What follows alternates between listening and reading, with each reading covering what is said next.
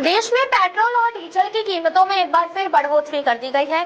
19 मई से पेट्रोल और डीजल औसतन 90 पैसे प्रति लीटर महंगे हो गए हैं।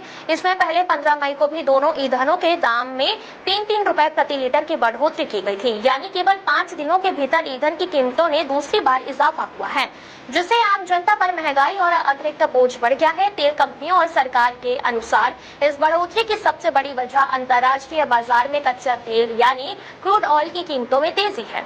ईरान और अमेरिका के बीच बढ़ते तनाव और युद्ध जैसे हालात के कारण वैश्विक बाजार में कच्चे तेल की कीमतें तेजी से बढ़ी है।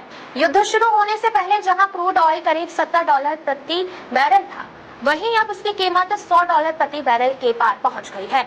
इसका सीधा असर भारत जैसे देशों पर पड़ा है, जो अपनी जरूरत का लगभग 90% कच्चा तेल विदेशों से आयात करते हैं। कच्चे तेल की बढ़ती कीमतों के कारण सरकारी तेल कंपनियों पर आर्थिक दबाव बढ़ गया है। इंडियन ऑयल, भारतीय पेट्रोलियम और हिंदुस्तान पेट्रोलियम जैसे कंपनियों का कहना है कि उन्हें पेट्रोल, डीजल और एलपीजी की बिक्री पर हर महीने करीब 30,000 करोड़ रुपए तक का नुकसान उठाना पड़ रहा था। इसी घाटे की भरपाई के लिए कंपनियों ने ईंधन के दाम बढ़ाने का फैसला लिया है। विशेषज्ञों का मानना है कि अगर अंतर्राष्ट्रीय बाजार में कच्चे तेल की कीमतें लंबे समय तक ऊंची बनी रही, तो आने वाले दिनों में पेट्रोल और डीजल के दामों में और बढ़ोतरी हो सकती है। भारत में पेट्रोल और डीजल की कीमतें कई स्तरों से होकर तय होती है।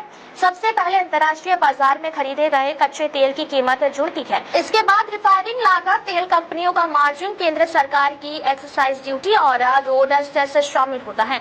फिर पेट्रोल पंप डीलरों का कमीशन और अंत में राज्य सरकारों द्वारा लगाया गया वैट या सेल्स टैक्स जोड़ा जाता है। अलग अलग राज्यों में वैट की दरें अलग होने के कारण विभिन्न शहरों में ईंधन की कीमतें भी अलग अलग होती हैं। इसी बीच प्रधानमंत्री नरेंद्र मोदी ने भी देशवासियों से पेट्रोलियम उत्पादों के सीमित उपयोग की अपील की है। उन्होंने कहा कि वैश्विक परिस्थितियों को देखते हुए पेट्रोल, डीजल और गैस का उपयोग जरूरत के अनुसार ही किया जाना चाहिए, ताकि विदेशी मुद्रा की बचत हो सके और अंतर्राष्ट्रीय संकट का असर भी कम किया जा सके।